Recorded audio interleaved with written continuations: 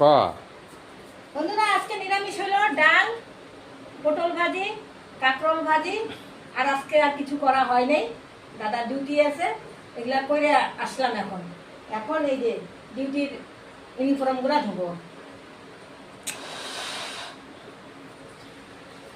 তারপরে স্নান করব। আজকে সোমবার, জল ঢালবো, তারপরে দিদিরে নিয়ে যাবো ডাক্তারের এখানে।